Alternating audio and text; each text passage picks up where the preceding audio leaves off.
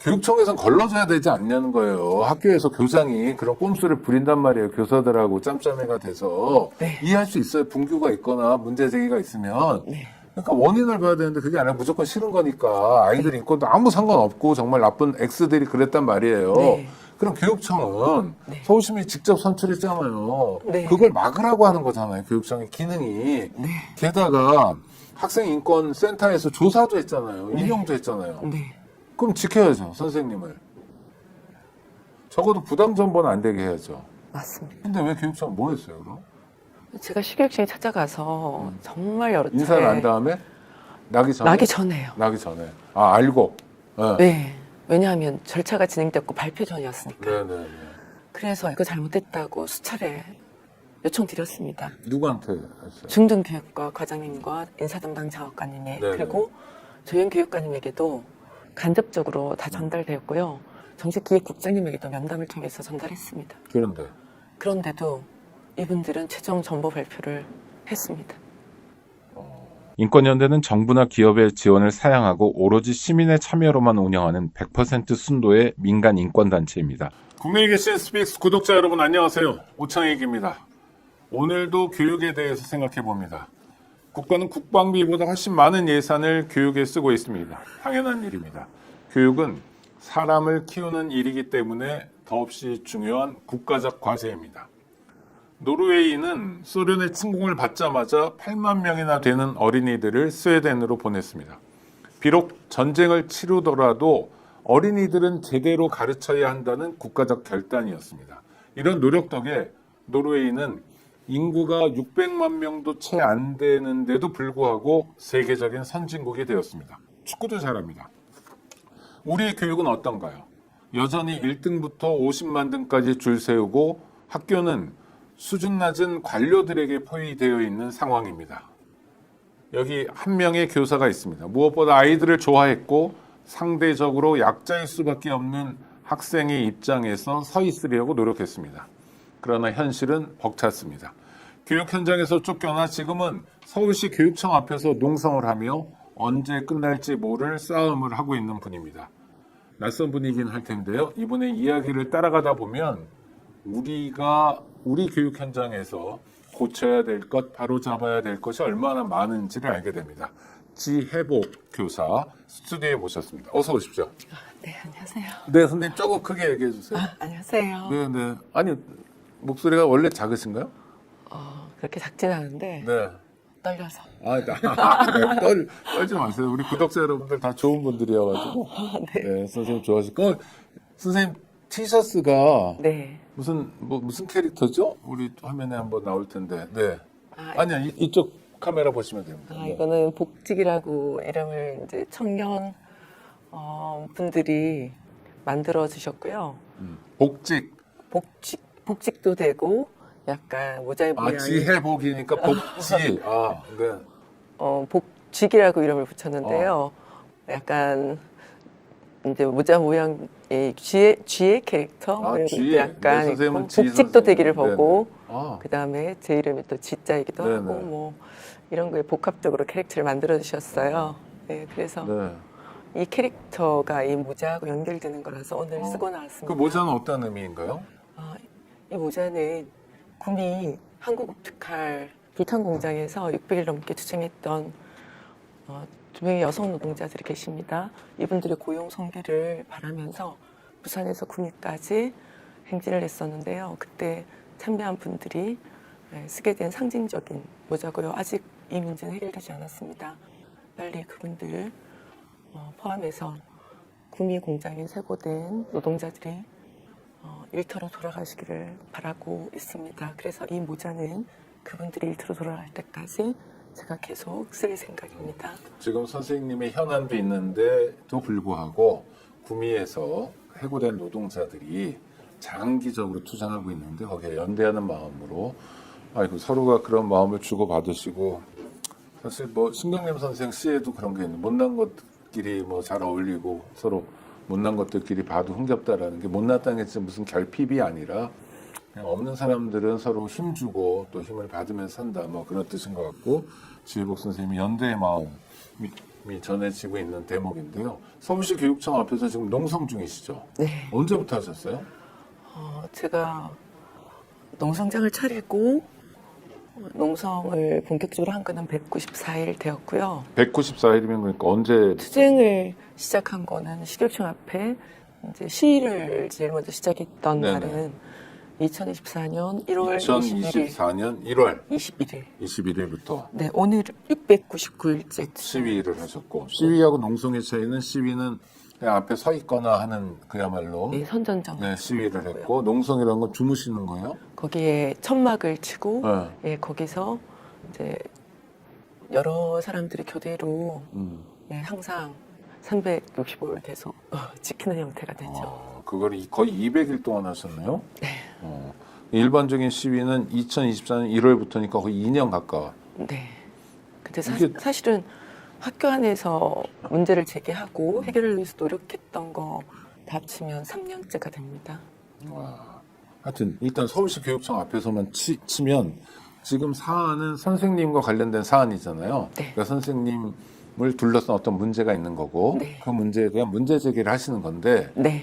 그 방식이 2년 동안 시위하기 또 1년 동안 농성하기 200일 동안 농성하기 네. 그 이전까지 합하면 3년 동안 싸우기인데 와 이건 너무 어마어마한데요. 근데 서울 어떤 문제인지 이제 차차 얘기를 나눠볼 텐데 주로 서울시 교육청 앞에서 하는 건 서울시 교육청이 타겟인 거잖아요. 서울시 교육청이 해결해야 한다. 네, 그러니까 나는 누구- 문제를 일으킨 게 서울시 교육청이라는 거죠. 문제 해결도 서울시 교육청이 할 수 있는 거고. 아니, 그러니까 뭐 대통령 해결할 거면 막 청와대 앞에 가고 서울시에서 해결할 거면 서울시청 앞에 가는데 서울시 교육청 앞에 간 거는 뭐예요? 서울시 교육청이 문제를 일으켰고 문제도 해결할 수 있다 이거죠.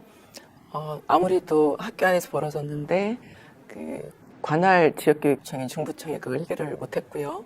그리고 서울시 교육청에도 민원을 넣었는데 해결을 못하는 건지 안 하는 건지 그런 상태에 있어서 전체적인 서울 교육에 책임자가 있는 교육감의 권한으로 이 문제를 적극적으로 해결해야 한다라는 것이고 실질적인 이 사안의 관계자들은 네, 서울시 교육청에도 많이 계십니다. 하여튼 3년 동안 투쟁하셨고 농성도 200일째 하고 계신데 목소리를 굉장히 작게 조금 말씀해 주시니까 약간 투사 같은 투사들은 막 되게 크고 세고 그러던데 그런 건 아니네. 역시 그냥 조용한 선생님이시군요.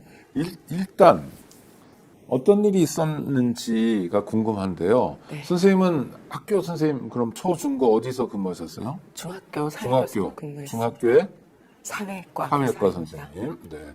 처음에 교사가 된 건 몇 년도셨어요? 1989년도였어요. 1989년부터 와 그때 제자들은 첫 제자들은 지금 어마어마하게 큰 정도가 아니라 뭐 같이 늙어가는 처지겠네요. 그렇죠. 네, 네. 그러면 한 70년대 초반생들, 중반생들일 테니까 50 넘었고 막 이러겠네요. 굉장히 오랫동안 교직에 계셨어요. 네. 그러니까 문제가 된 학교도 중학교였어요. 네. 어떤 문제가 있었습니까? 제가 학생들과 정년이 3년밖에 안 남아서 지금요 아니면 당시에요? 당시에요. 2023년 5월에 2023년 5월 5월에 말에 학생들과 정년을 앞두고 좀 더 가깝게 잘 지내면서 행복하게 교직 생활을 마무리해야겠다. 그런 마음이 크게 들었어요. 그래서 이전보다도 더 학생들과 친밀하게 밀착된 시간들을 많이 가졌었는데요. 그러다 보니까 학생들이 그동안 묵혀두었던 속에 담아둔 얘기들을 꺼내기 시작했어요. 그러니까 어떤 계기로 해요? 뭐 선생님 담임을 하셨어요? 아니면 뭐 교과 지도를 좀 특이하게 하셨어요? 아이들이 제가 갑자기 상담해- 속마음을 얘기했다면 네. 학생들은 당시 2학년이었는데요. 전년도 1학년 때 제가 교과 담임을 했고 2학년 때는 교과 담임이 아니었고요. 제가 맡은 업무는 상담복지부장이었습니다. 상담부장, 네네. 상담이 일이셨군요. 네. 부장을 하다 보면 아무래도 학생들은 학급 담임하고 가깝기 때문에 네. 속내 이야기를 틀어놓을 수 있는 시간들이 별로 없어요. 그래서 저도 업무도 바쁘기도 하고 그러면서 학생들과 좀 보다 각별하게 밀착된 시간을 많이 갖기는 어려웠는데 2013년도 5월 말에 보다 더 상담복지부장이다 보니 학생들에게 좀 더 제가 도움될 수 있는 부분이 무엇일까에 대한 고민도 컸고, 그래서 저에게 좀 많이 찾아왔던 학생들과 뭐 학교 끝나고 같이 떡볶이도 먹고 이런 식의 시간들을 보내다 보니 사주셨을 거 아니에요? 네.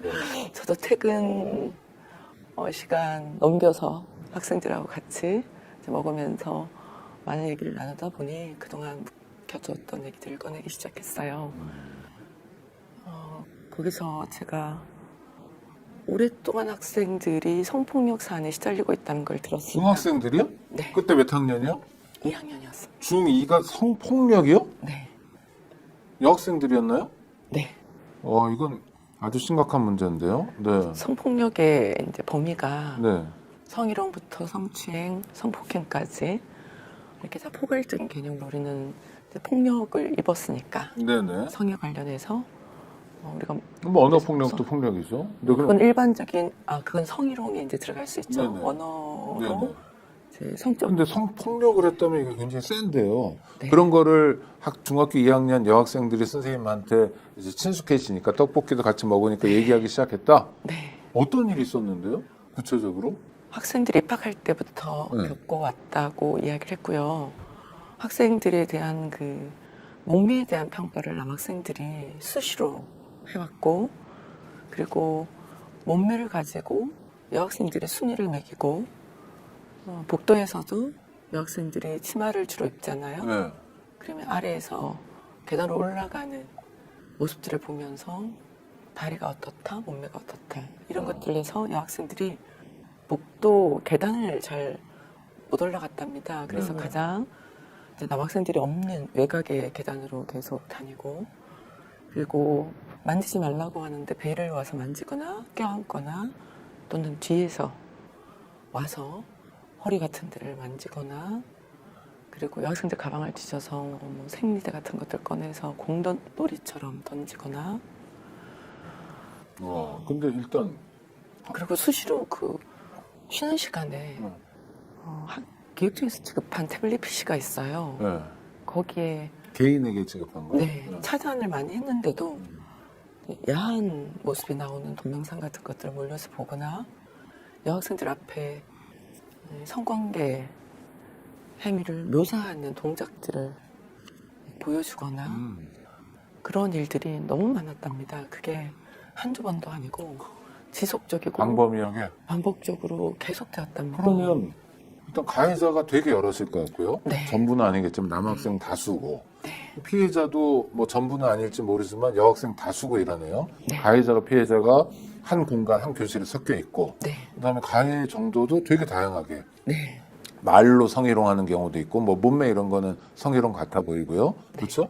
그다음에 뭐 실제로 배라는 데가 성적으로 봐도 좀 은밀한 뭐 이제 민감한 부위인데 또 뒤에서 껴안거나 이런 건 추행이 있고 성행위하는 장면을 묘사하거나 보여주거나 이거 다 사실은 하나하나가 네. 미안한 얘기좀 범죄에 해당되거든요.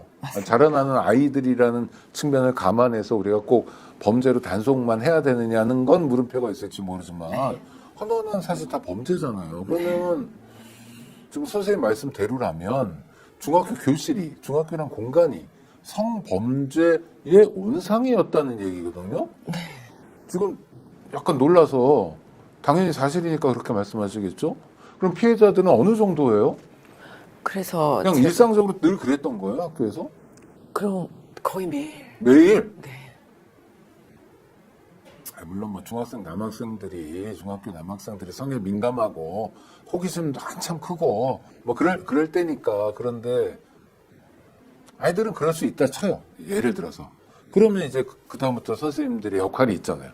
네, 알게 됐어요. 물론 선생 앞에서 하는 그런 짓을 하는 애들은 바보니까 없을 거고 지들끼리 있을 때 이제 여학생들 앞에서 막 그런단 말이에요. 그럼 여학생들이 의사 표현도 했어. 하지 마. 뭐 나쁜 놈이야. 뭐 어쩌고저쩌고 그랬는데도 계속 매일처럼 했다. 이제 교육의 역할을 해야 될 차례잖아요. 그다음부터 선생님의 활약이 기대됩니다. 어떻게 하셨어요? 처음에 상담했던 여학생들 중에 그런 피해 경험을 한 여학생도 있었고, 굉장히 수위가 낮은 성희롱 정도를 경험한 학생도 있었지만, 좀 더 성추행 때문에 많이 고통스러워하는 학생도 있었는데요. 우선 제가 듣기에 이게 굉장히 범위가 넓고 상황도 심각해서 우선 너무 미안했어요. 상담한 아이들이 학생들한테. 그런 상태에 놓여 있는데 내가 네. 무슨 상담복지부장이라고 학교에서 중요한 보직교사이긴 한데 그런 것도 몰랐구나. 자괴감 같은 게 생겨버렸겠네요. 네, 정말 미안했고 이게 학교인가? 학교는 학생들이 안전하고 행복하게 생활을 해야 되는 전제가 있잖아요. 근데 이런 폭력의 경험들을 그것도 2년 동안 겪어왔다. 그리고 나중에 알아보니까 이게 수년 동안 계속 이 학교에서 지속되어 온 문제였더라고요. 그래서 우선 저는 학생들에게 물었습니다. 그럼 그동안 해결 노력을 어떻게 했느냐. 학급 담임에게도 얘기해보고 또 여러 선생님들한테 얘기를 해봤는데 심지어 생활부에도 찾아가 봤는데 대부분 그냥 말로 타이르고 끝났답니다. 누굴 타일러요? 가해 학생요. 그러지 마라. 네, 그 정도 수준에서 끝났답니다. 아니, 그러니까 전 그럴 수 있다고 생각해요. 네. 자, 선생님 한번 그때로 돌아가 봐요. 어떤 애들이 까불었어요, 막말로. 좀 친근한 표현으로 또는 범죄에 가까운 행위 또는 범죄 행위를 했어요. 그렇지만 자라나는 애들이니까 일단 가르치고 타일러야죠. 하지 마라. 그렇죠? 그거가 잘못된 것 같지는 않아요. 선생님 어떻게 판단하세요? 우선 그거 맞죠. 근데 문제는 네. 그 다음에 안 고쳐졌을 때는 다른 방법으로 가야 되죠. 말씀하신 대로 어. 제가 주목한 것도 우선 성장기 청소년이니까 예방 교육을 정말 철저히 해야 되는데 성교육 또는 네. 뭐 인권교육. 네. 성평등 교육과 성폭력 예방 교육이죠. 그게 학교 안에서 정말 제대로 되고 있지 않았구나 라는 것이 있었고 지금이라도 그 부분을 강화하고 제대로 해야 한다라는 1차적인 교사로서의 긴급한 필요성을 느꼈고요. 네네. 그런 이제 또 처벌이라는 것이 교육적으로도 필요할 때는 해야 한다고 저는 생각합니다. 안 그러면 그 행위의 심각성을 학생들은 잘 못 느끼기 때문에 그래서 교육적 차원에서 두 가지가 같이 좀 긴급하게 필요하다라고 저는 생각을 했습니다. 그래서 그리고 현재 이제 학교에서 그런 사건들을 대처하는 교육부 대응 매뉴얼이 있습니다. 그 매뉴얼대로 학교 안에 성폭력이 발생을 하면 상급기관에 신고를 해야 하고 경찰에도 신고를 해야 하도록 되어 있습니다. 그래서 우선 학교장과 교감 그리고 생활지도부장 세 분을 모시고 보고를 했고요. 신고를 하려면 피해의 규모가 어떤지 그리고 피해자가 특정도 돼야 되는데 정확하게 상황 파악이 돼야지 보고서를 쓸 수가 있잖아요. 네. 진상규명부터 해야 되는 거군요. 네, 그래서 제가 1차적으로 요청을 드렸던 것은 여학생들에게 무기명 설문조사를 해보자. 그렇게 요청드렸고 허락을 받고 이제 자율활동 시간이 있습니다. 수업 교과 시간은 교과 운영에 방해가 되니까 자율활동 시간에 15분 정도를 빼서 여학생들 상으로 했는데요. 이 학교는 남학생 수가 당시에 110명 정도 2학년에 있었고 여학생 수가 44명 정도였습니다. 여학생의 성비가 현저히 낮죠. 그러다 보니까 집단적으로 좀 방어할 수 있는 능력이 부족할 수밖에 없는 그러네요. 기본적인 숫자가 구조가 너무 있어요. 적으니까. 네. 그래서 무기명 설문조사를 실시를 했더니 가해 학생 명단이 28명이 나왔고요. 와. 그리고 44명 중에 28명? 아니요. 남학생 110명 중에 28명이 아, 가해 가해. 학생. 네, 110명 중에 나왔고, 28명. 네. 여학생은 44명 중에 30명이. 3분의 2가 피해자라고요? 네. 와. 그래서 이거를 자, 이제 심각성을 알았어요. 네, 그래서 교장도 알게 됐어요. 네. 이 다음부터 어떻게 됩니까? 생활지도부장께서 신고를 하려면 신고 서류를 작성할 때 피해 여학생 중에 자신의 이름을 밝히고 사실관계서를 써야 한다. 라는 요청을 하셨어요. 그건 아니잖아요. 네, 아닙니다. 왜냐하면 네, 피해자는 네. 보호받아야 되잖아요. 네. 그런데 성추행을 당했던 성희롱을 당했던 그 피해자를 특정해서 이름까지 쓰고 지목하게 하면 네. 2차 가해가 생기잖아요. 바로 그건데요. 일단 그다음에 막 그 가해자 학부모들이 걔 찾아내라고 막 그러고 그럴 거 아닙니까?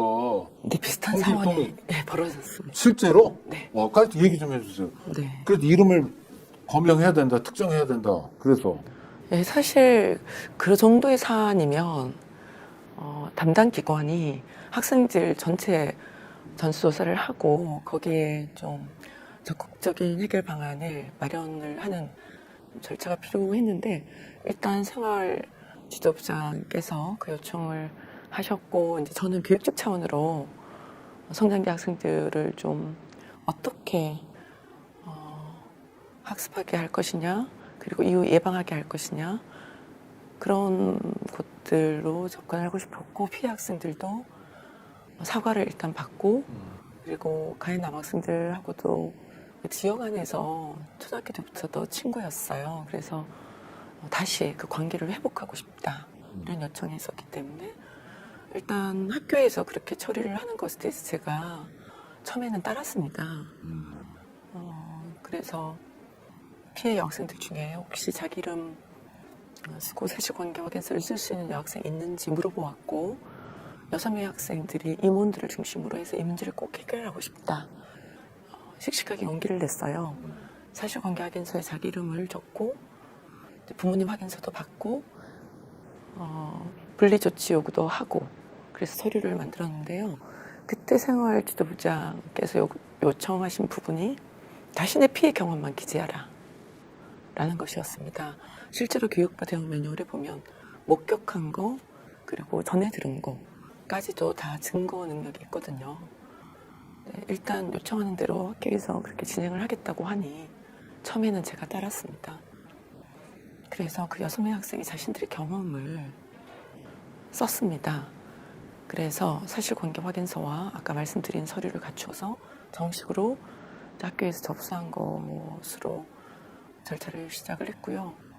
문제는 접수한 당일 생활지도부장께서 가해 학생들 명단이 사실관계 확인서에 적혀 있었죠. 거기에 나온 명단이 8명이었고요. 생활지도부로 그 학생들을 불러서 조사를 시작했습니다. 당연히 가해 학생들은 자신의 행위를 부정했죠. 거기에 생활지도부장께서 피해 학생들의 이름을 알려주었습니다. 누가 이렇게 피해 사실을 썼더라. 그날 저녁부터 인스타그램에 피해 학생들에 대한 저격글이 올라오고 저에 대한 저격글도 같이 올라왔습니다. 제가 생활지도부장은 선생님보다 교직 경력이 오래된 사람인가요? 그렇지 않았습니다. 남성인가요? 네. 그 그럼 뭐 분의 저 무슨 생활지도부장에서 멈추지 않고 다음에 뭐 또 해보고 싶은 캐릭터였나요? 기간제 교사하셨습니다. 그런데 왜 이렇게 이러셨죠? 기간제 교사. 기간제 교사들은 아무래도 계약을 전제로 해서 학교 안에서 좀 더 다음 적극적으로 기간까지 또 네. 교장 교감이 원하는 대로 움직일 수밖에 없다. 생활을 하고 싶어 하기도 하고 네 그런 그러니까 아무래도 계약 부담이 연장을 있죠. 위해서 네. 교장 교감의 눈치를 볼 수밖에 없고 그래서 그런 관리자들이 요구대로 움직였을 가능성이 높다. 이렇게 그 보시는 거예요? 그 부분보다 본인의 판단이 굉장히 크게 작동했다고 저는 생각을 합니다. 근데 문제는 기간제 교사에게 생활지도부장을 시킨 것 자체가 문제 아니었나요? 네. 생활지도부장 업무를 정규직 교사들이 맡기 어려워합니다. 그러다 보니 기간제 교사들을 참 학교가 채용하죠. 골고루 문제였네요. 네, 그것도 교사들은 시스템상. 책임지를 하지 않고 네. 굳은 일이고 그러니까 기간제 선생님한테 맡기고 기간제 선생님은 뭐 스스로 약점도 있고 어쩌고저쩌고 그러니까 큰일이 났군요. 그러면. 네. 그래서 인스타 같은 데서 저격이 시작돼서 어떻게 됐습니까? 그 본인이 비밀 누설 금지 의무를 위반했다는 것을 부정하고 있어요. 서울시객청도 부정을 하고 있고요. 그런데 당시 그 생활지도부장이 네. 그리고 학교장 교감께서도 같이 부정을 하는데 오히려 제가 피해 학생 신호를 유출했다는 식으로 거꾸로 뒤집어 씌우는 일들도 발생했었어요. 이게 진실 게임이 됐군요. 네. 자, 쟁점은 사실관계 확인서를 쓴 6명의 피해 여성이면서 학생들의 네. 이름이 유출됐는데 실명이 네. 이건 명백한 2차 가해다. 네. 여기에 대해서는 견해가 다르지 않다. 네. 근데 유출자가 누구냐? 상담복지부장인 지혜복 선생이냐 아니면 그 생활지도부장이냐 하는 진실 게임으로 바뀌었군요. 일종의 프레임이. 네. 근데 근데 그거는 학생들이 있잖아요. 네. 그래서 조사를 받은 가해 학생이 당일 응. 저와 최초 상담했던 학생들하고 친했고 그래서 서로 우연히 만났을 때 생활지도부장이 이러이러한 이야기를 해줬다. 그러면서 무척 화가 난 모습으로 사실 다 얘기했었고요. 그 사실은 서울시교육청 조사 과정에서도 피해 학생들이 증언했습니다. 학부모님들도 증언했고요. 그런데도 불구하고 아니 그러니까 그 말을 들었다고 하는 8명의 학생들은 네. 누구한테 들었다고 증언하고 있어요 지금? 그 학생들은 어떻게 알겠습니다. 이야기했는지를 저는 모르죠. 근데 그것이 객관적 사실일 수밖에 없는 이유는 한 가지만 더 말씀드릴게요. 네. 그날부터 아까 말씀드린 대로 온라인 2차 가해가 시작되었는데 그 다음날 아침부터 가해 학생들로 지목된 그 학생들과 그리고 친한 학생들의 무리가 복도를 몰려다니면서 피해 학생들에게 야유를 퍼붓거나 교실에 들어와서 책상 발로 차고 어이구. 네가 그랬냐. 그리고 급식실에서 또 옆에는 이제 막 차면서 밥을 먹기도 힘들게 그리고 운동장에서 결사대를 조직한다면 으쌰으쌰하고 학교가 정말 너무너무 심각하게 혼란스러웠습니다. 피해 학생들이 쉬는 시간마다 저를 찾아왔어요. 너무 무섭다고. 그리고 일부는 커트칼을 가지고 다니면서 드르륵 거리면 내 이름 언급하면 가만두지 않겠다. 그 가해 학생들이 네, 이렇게 몰려다니기도 했고요. 내 이름이라면 누구예요? 지혜복 선생님 이름을? 아니요, 그러니까 가해 학생이 자기 이름을 이후에 발설을 하면 가만두지 않겠다. 이런 식으로. 엉망진창이 돼버렸네 학교가. 제가 너무너무 애들한테 미안하기도 하고. 네, 그렇죠? 엄청나게 미안하고 이 피해 학생들 신원 유출 부분들은 제가 사전에 학교장, 교감 그리고 생활지도부장에게 수차례 철저하게 요청을 했습니다. 피해 학생 신원 유출되지 않도록 해달라고. 그런데도 불구하고 가장 나쁜 상황이 벌어졌습니다. 그 다음에 어떻게 됐나요? 아주 심각하네요. 그래서 제가 이건 안 되겠다 싶어서 민원을 넣어야 되겠다고 생각을 했죠. 학교 안에서 해결을 할 수 없구나 라고 판단이 되었거든요. 당시 또 큰 문제가 피해 학생 학부모님들에게 연락을 했습니다. 제가 민원을 넣으려면 아무래도 학부모님들의 동의나 협조가 필요하니까요. 그랬더니 일체학교에서 연락을 받은 바가 없답니다. 네? 연락을 받은 적이 없대요. 이 사안에 관해서. 네. 근데 교육부 대응 매뉴얼에 보면 이제 모든 법적 근거를 가지고 절차가 있는데 피해 학생 학부모님들에게 꼭 연락을 하도록 되어 있습니다.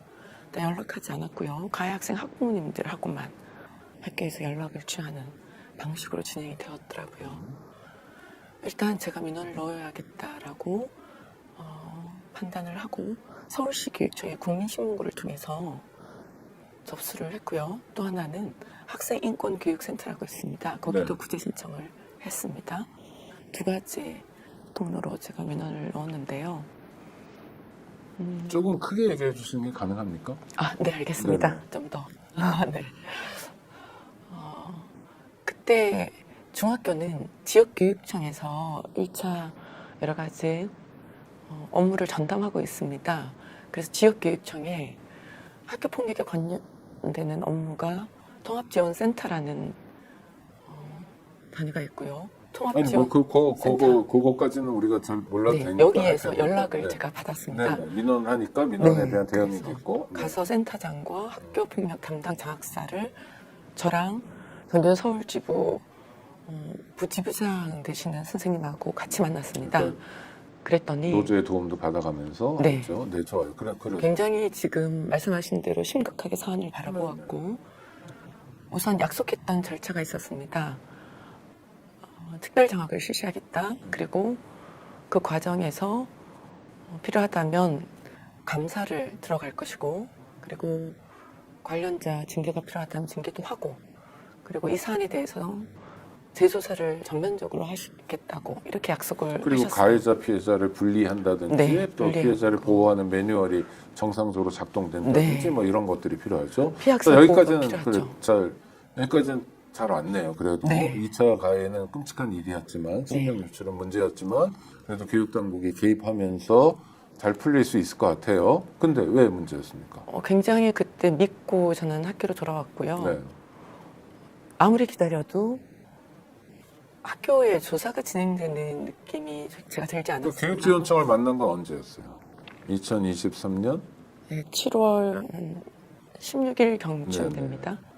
그런데 이제 방학이 8월 20일 경이었기 때문에 네. 저는 방학 전에 이 과정들이 8월 빨리 20일에 방학이에요? 개학이에요? 방학입니다. 네네. 개학이네요. 네네. 개학이고 방학은 언제 했어요? 7월 20일 경쯤에 7월 20일. 그러니까 바로 방학이니까 네네. 일단 시간 지나가 버리고. 네네. 네. 그래서 저는 방학 동안에 빨리 이 절차가 진행이 되고 개학 때는 학생들이 조금 더 안정된 모습으로 새로운 학교 시작되기를 요청을 드렸습니다. 기다렸는데 방학까지도 아무런 연락이 없었고 필요한 자료를 제가 다 제출을 했고 학부모님들의 의견서도 피해 학생 학부모님들이 자신들의 이름을 다 밝히면서 중부교육청에 제출을 했습니다. 네. 그리고 기다렸는데 8월 말까지 아무런 연락이 없었어요. 그래서 제가 한 다시 달 반 동안. 네, 제가 다시 연락을 드렸습니다. 그랬더니 담당 장학사가 바뀌어 있었습니다. 그래서 제가 이 사안에 대한 조사가 어떻게 되었냐고 물었더니 문서를 읽어보았고 아무 문제 없더라. 이런 답변을 받았습니다. 너무 놀라웠죠. 네. 그래서 어떤 절차를 진행을 했는지 제가 학교 안에 선생님들의 의견을 좀 들어봤어요. 딱 한 번 교장실에 교육청 장학사분들이 두 분이 찾아왔답니다. 만난 분들이 생활지도부장, 거기에 부사에 관계되는 두 분과 그리고 그 일이 가장 크게 벌어졌던 학급 담임 교장교감선생님 만나고 저에 대해서 뭐 일체 연락을 한다든가 그런 절차도 없었고 피해 학생 학부모에 대한 면담조사도 일체 없었습니다. 연락도 없었답니다. 딱 한 번 나온 그것으로 종결을 조사인지 지었죠. 모르겠으나 조사랍시고 왔는데 일방적으로 한쪽의 얘기만 듣고 가버렸다. 네. 그리고 종결했고 네, 새로운 장학사 얘기는 아무 문제 없다. 끝났다. 네. 안 끝났잖아요. 네. 그래서요. 그 이후에도 가해 학생들이 일정 정도의 성폭력 행위가 지속되어서 또 여학생들이 저를 찾아오고 아니 그랬습니다. 근데 다른 것도 아니라 그 정말 아예 말로 옮기기가 물론 어린 애들이어서 철없는 측면도 네. 있지만 네. 그래도 이놈의 자식들이 그 문구형 카터칼을 드르륵 거리면서 뭐 죽여버리겠다, 뭐 결사대다, 뭐 네. 어쩌고 이런 거는 굉장히 그 농도 짙은 위험한 단계거든요. 네. 근데 그 자리에서 교육은 붕괴돼 버렸네요. 제가 정말 그때 괴로웠습니다. 저에 대한 괜히 학생들의 애들한테 공격도 관심 심했고. 가져서 네. 괜히 떡볶이 먹어서 괜히 아이들의 고충을 들어줘서 괜히 애들이 당하는 무슨 성폭력 이런 거를 해결해 주겠다고 마음 먹어서라는 자괴감까지 들었겠네. 그렇진 않았습니다. 아이고, 네. 제가 다행입니다. 피해 학생들한테 약속을 했거든요. 네네. 같이 이것을 잘 해결해보자. 그리고 학생들의 용기가 너무 훌륭했고 그럼요. 그런 용기들이 잘 해결되는 것을 통해서 이후에도 여러 가지 문제를 해결하는 데서 굉장히 주체적으로 잘 성장해 나갈 거라는 이제 그런 그래서 계기가 되었을 거라고 장학사는 아무 문제 없다고 그러면 선생님 그 다음에 어떻게 대응하셨어요? 근데 멈출 수가 없었습니다. 학생들이 그럼요. 약속을 지켜야 네. 했으니까요. 그래서 중부교육청을 일단 찾아갔습니다. 교육지원청. 네, 센터장님과 중부지원과장님 그리고 교육장님까지도 만났습니다. 네. 알아보겠다 이렇게 답변만 하셨고요. 해결에 대한 노력을 하지 않으셨습니다. 그래서 저는 서울시 교육청까지 찾아갔습니다. 네. 서울시 교육청을 방문한 건 언제쯤이었어요? 서울시 교육청의 학생인권센터에선 나서기 시작을 한 거는 10월 초였습니다. 그 시간은 쑥쑥 지나가네요. 네, 네. 그래서요. 그게 2023년도 10월이고요. 네네. 학생인권교육센터에서는 구제 절차라는 과정이 있습니다. 여기 인권센터 조사관님과 그리고 센터장님이 오무관 두 분도 심각하게 이 사안을 바라보시고 저에게 좀 철저하게 객관적 조사를 하고 싶어 하셨고 저도 그걸 돕기 위해서 피해 학생과 학부모님들의 협조를 부탁드렸습니다. 학교 안에서는 도저히 해결이 안 되니까 당시에 피해 학생들이 자신들의 신원을 보호받기 위해서 학교 밖 공간을 찾아서 그때 조사관과 옹호관님을 만나기로 이렇게 이제 서로 약속을 했습니다. 피해 학생들이 원하는 빵집의 2층에서 한 명씩 따로 들키지 않도록 작전을 짜다시피 해서 왔습니다. 그 당시 2차 가해가 너무 심각했으니까 그러나 이 문제 해결을 위해서 피해 학생들도 다시 용기를 낸 겁니다. 그때 피해 학생들이 모두 다 이 상황을 증언했고요. 녹취까지 그때 이제 학생인권교육센터에서 나오신 분들이 했습니다. 그리고 피해 학생 학부모님들도 집단 면담을 다 하셨고요. 네. 그리고 그때 그 조사관님들이 중부교육청도 방문하시고 학교장 교감 선생님도 만나시고 이러면서 종합적인 조사를 끝내셨는데 한 달 동안 조사 결과가 안 나오는 거예요. 또 그래서 제가 다시 또 교육청을 찾아가서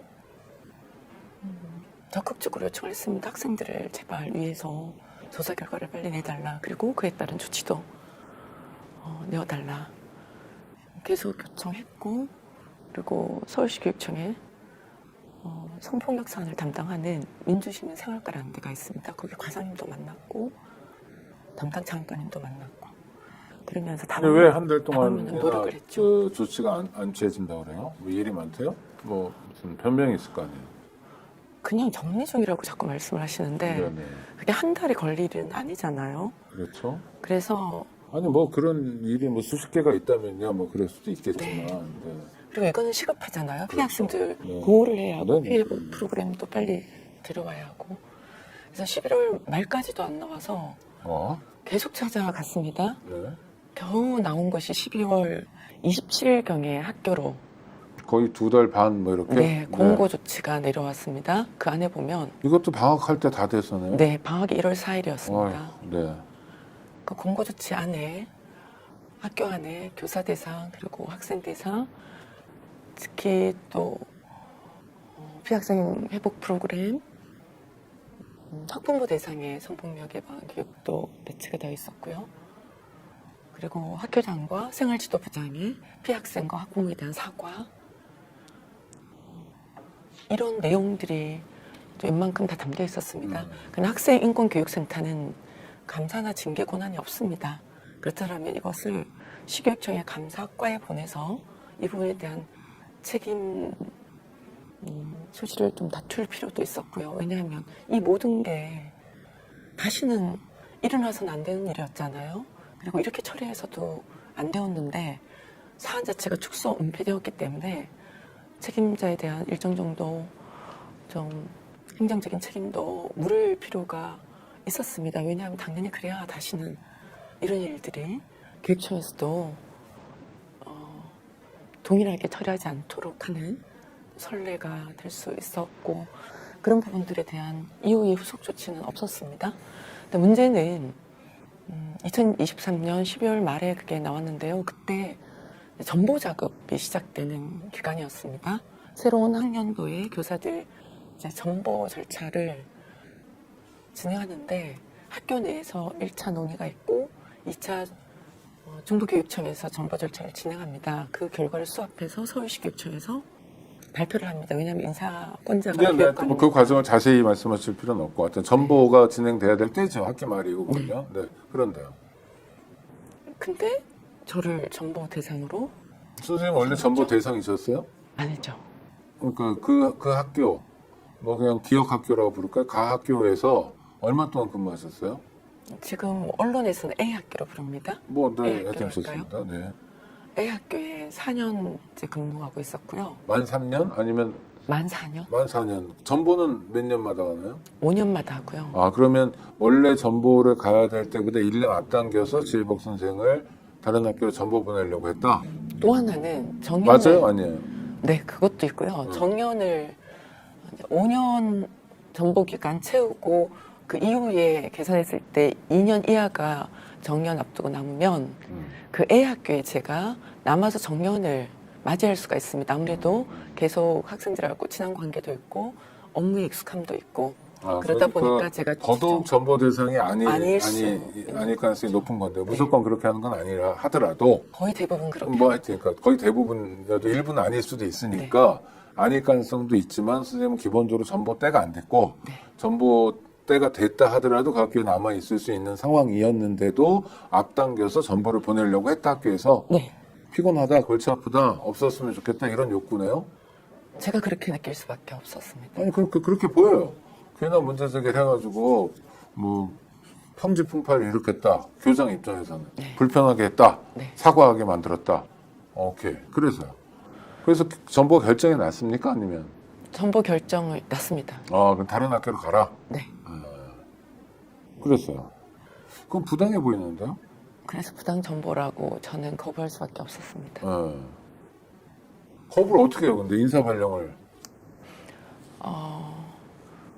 그건 우선- 교육청에서 승인을 해준 거잖아요. 그러니까 전보라는 게 그 교장이 공립중학교죠. 네. 교장이 마음대로 할 수 있는 게 아니잖아요. 네.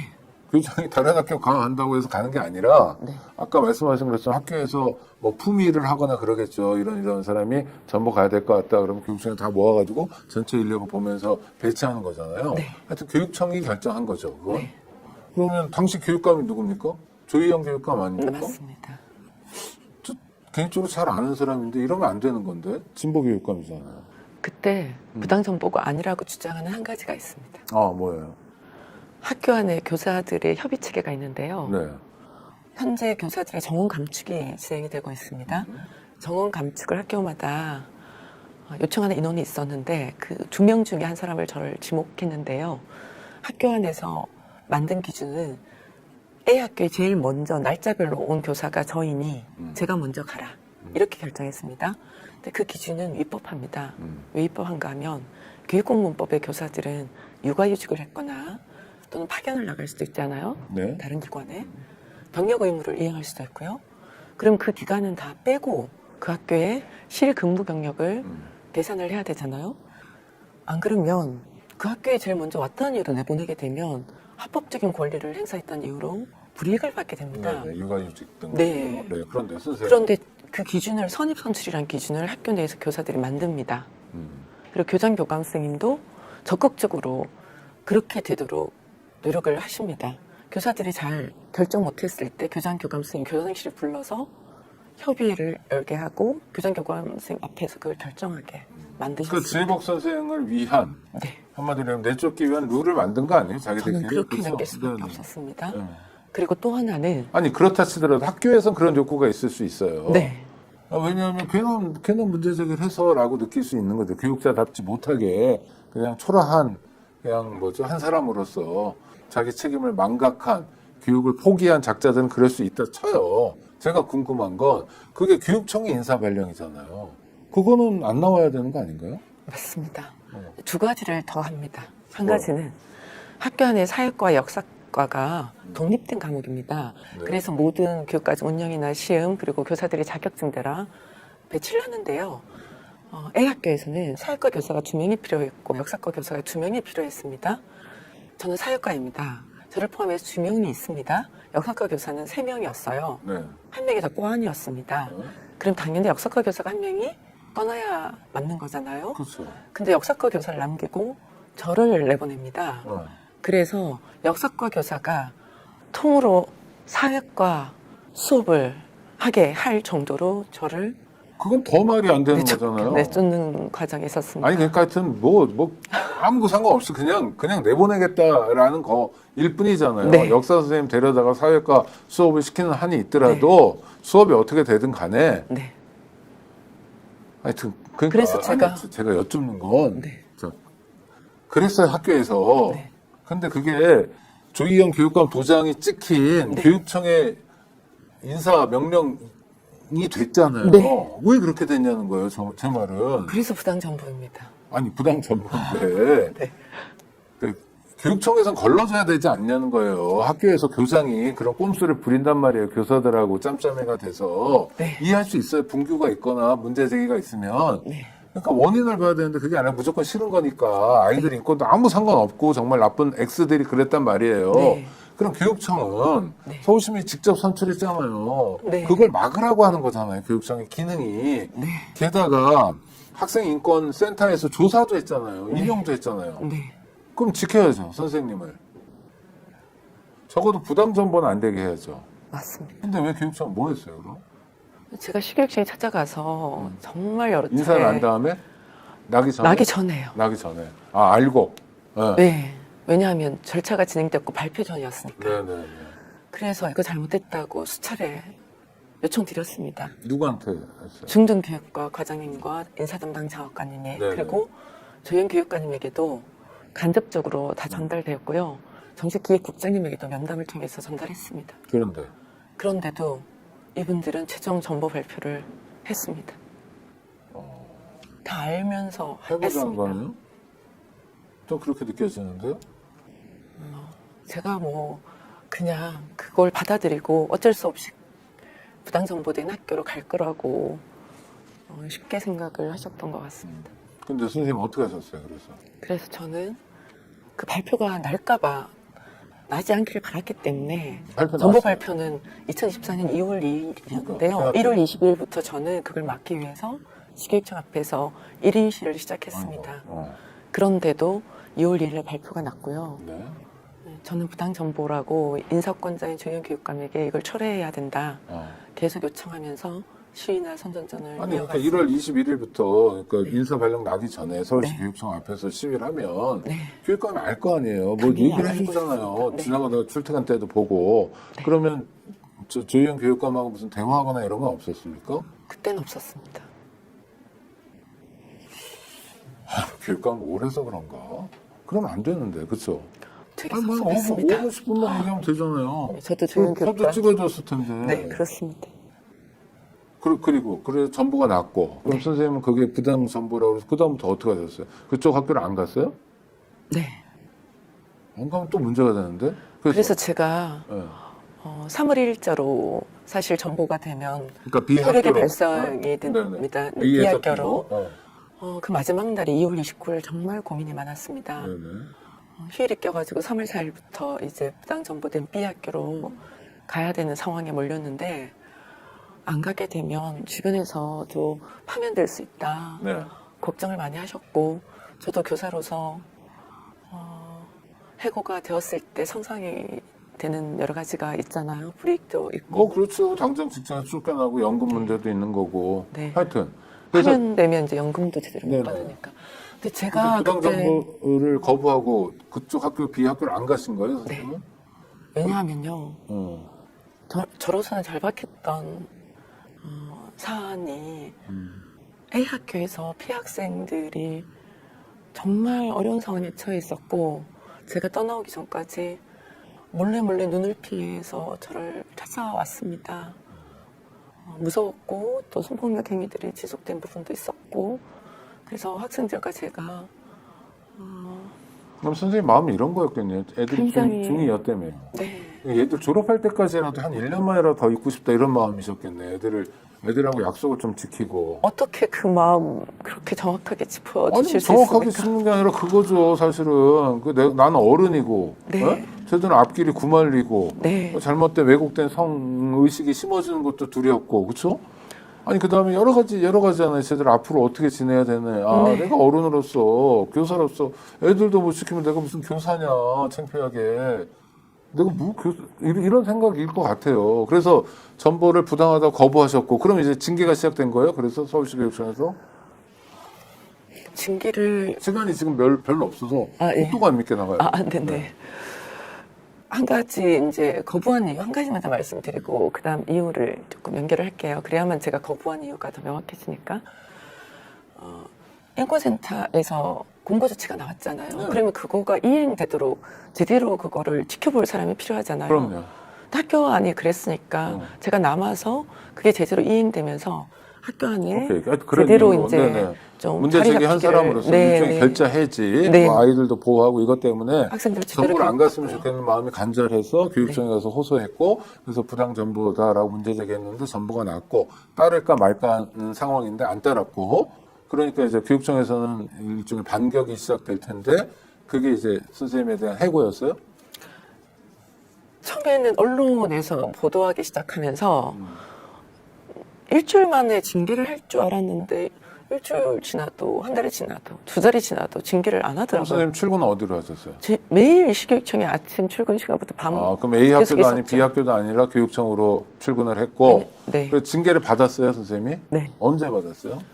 징계 확정된 게 언제예요? 2024년 9월 27일이었습니다. 2024년 9월. 그러면은 한 학기 지나고 나서 9월 24일에 징계 처분 양정은 뭘 받았어요? 해임을 받았습니다. 해임.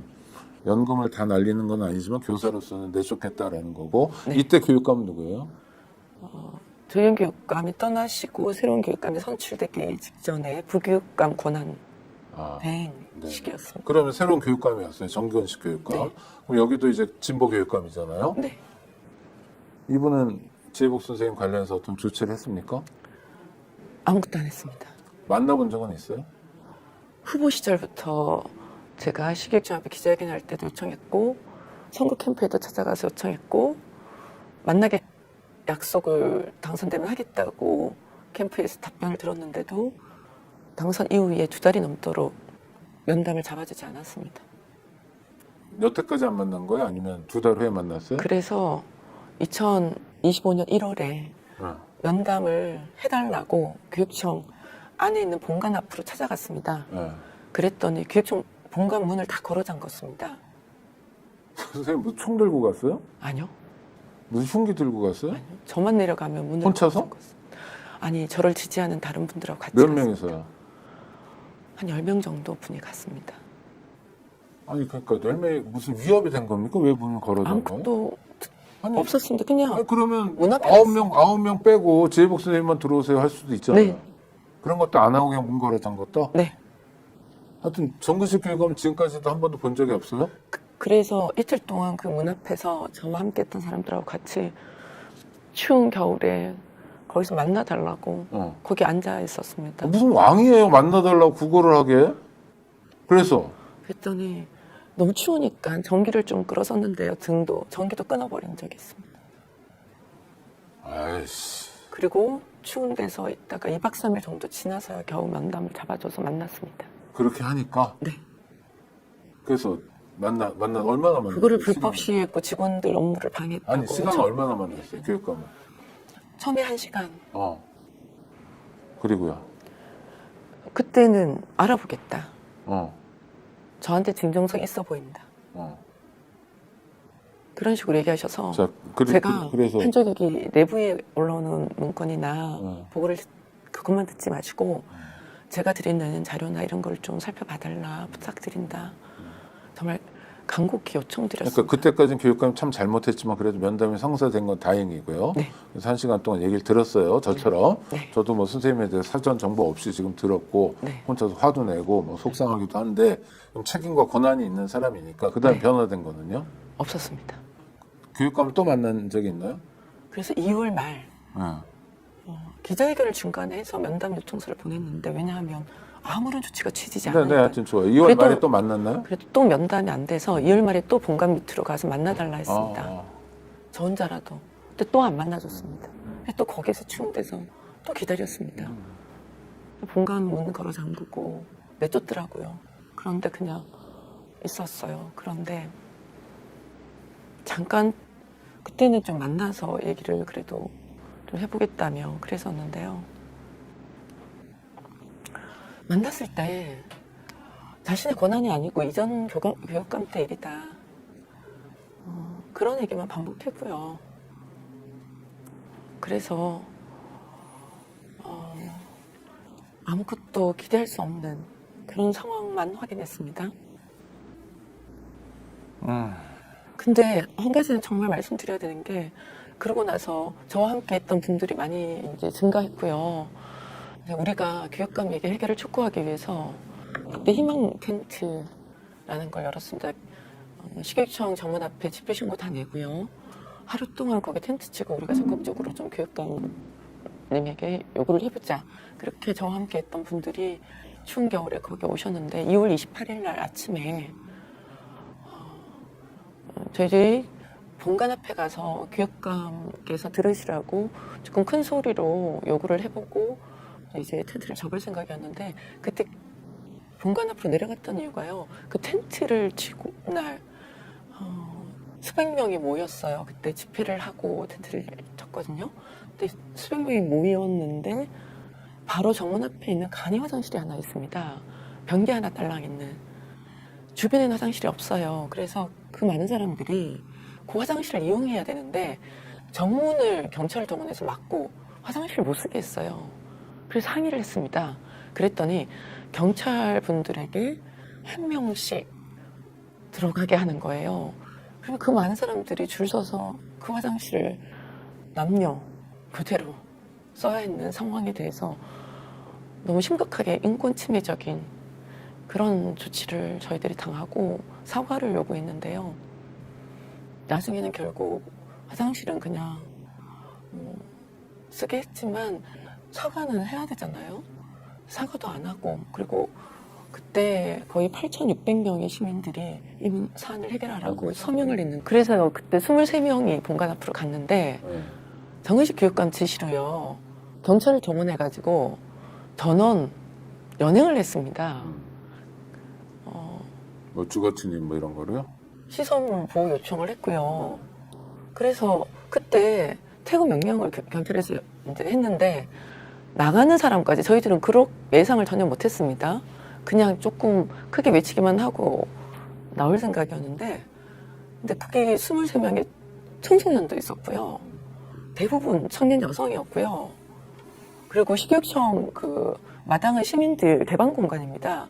거기서 그렇게 대거 연행된 것은 유례가 없습니다. 그 건물 안이 아니라 교육청 마당에서 네. 23명의 시민 또 청소년이 연행됐다. 네, 그래서 모두 다 유치장에 같이 일단 경찰이 내렸었어요. 잘못했고요. 제가 그거는 이렇게 정근식 교육감이 했는데 요청. 물론 그러니까 교육감. 그러니까 교육감이 문제를 해결하기는커녕 공권력을 통해서 문제를 해결하는 가장 반진보적인 네. 그다음 교육자답지 않은 행태를 한 건데 그럼 선생님 부당 전보에 대해서는 지금 소송을 진행 중인가요? 네. 법원의 구제를 받기 위한 소송을 진행 중인 거고 알겠습니다. 그러나 교육청 차원에서 문제를 일으킨 교육청 차원에서는 오히려 냉랭하게 짝이었고 제가 교육청 홈페이지에 가보니까 공고문이 붙어 있어요. 뭐라고 했냐면 지혜복 씨의 불법 시위 관련 사실관계를 안내드립니다. 이거는 일부러 이렇게 쓴 거죠. 지혜복 씨 이런 거는. 네? 네. 아유 정근식 씨가 이러면 안 되는데 그렇죠? 답답합니다. 구독자 여러분 들으신 바와 같습니다. 일어나지 않을 일들이 반복적으로 일어났습니다. 중학생 남자아이들이 여학생들을 상대로 해가지고 일상적으로 성폭력을 저지르는 일이 첫 번째로 그렇습니다. 교사들이 알았다면, 교장이 알았다면 그 다음에 아이들 따끔하게 가르치고 재발 방지를 위한 노력을 했어야 합니다. 그러나 잘못된 관료주의만 팽배했고 잘못된 보신주의만 판쳤습니다. 그 결과 아이들의 아픔을 공유하고 아이들의 아픔과 연대하려 했던 한 교사는 거리의 교사가 되어 오늘도 내일도 어제도 서울시 교육청 앞에서 농성을 하고 있습니다. 서울시민이 진보 후보라 해서 선택해준 정근식 씨는 냉랭하게 짝이 없습니다. 이러려고 교육감 하는 겁니까? 도대체 교육감을 왜 합니까? 묻고 싶습니다. 구독자 여러분 함께 물어주시고요. 내년 6월에 지방선거 때 서울시 교육감을 다시 선택해야 됩니다. 이번에는 제대로 된 교육감을 선택해야 될 것 같습니다. 이건 아닙니다. 제가 개인적으로 아는 사람이긴 하지만 급식 노동자들 환기구 설치를 서울시 교육청이 가장 적게 했다는 것도 충격적이고요. 지혜복 선생에 대한 뭡니까 한 사람만 희생양을 만들어 버리면 행복합니까? 그래서 지킬 교육이란 게 뭡니까? 라고 묻지 않을 수 없습니다. 지금이라도 무릎을 맞대고 해결해야 합니다. 그리고 지혜복 선생이 이렇게 투쟁하는 이유, 성폭력 피해자인 아이들에게 교육이 살아있음을 알려줘야 합니다. 우리가 그렇게 만만한 사람들은 아니라는 거. 잘못했지만 그래도 그 잘못을 바로잡을 수 있다는 거 알려줘야 합니다. 서울시 교육청의 맹성을 촉구합니다. 가셔야 되는데 마지막으로 우리 구독자 여러분께 저쪽 카메라 보시면서 하고 싶은 얘기 있으면 한마디 하시죠. 방송이 처음이라 많이 떠시고 네. 고생하셨습니다. 우선 2023년도 당시에 용기 내어서 신고했던 학생들에게 정말 미안합니다. 그 학생들은 지금 이 사안을 언급하는 것조차 두려워합니다. 그 학생들의 용기가 제발 이후에는 이 사안 해결 잘 되어서 정말 떳떳하게 당당하게 얼마나 멋지고 옳은 행동이었는지를 알려주고 싶습니다. 그리고 피해 학생 학부모님들께서도 너무 안타까워하고 계십니다. 그분들께서도 여러 가지 의견서와 탄원서를 보내주셨는데요. 그분들이 저에게 미안하거나 무거운 마음도 제가 학교를 돌아가서 좀 내려놓을 수 있는 길이 열렸으면 좋겠습니다. 마지막으로 이렇게 학생들과 함께하기 위해서 사안 해결에 나선 전국의 교사들 계십니다. 그분들도 저처럼 불이익을 받지 않도록, 이런 고통 당하지 않도록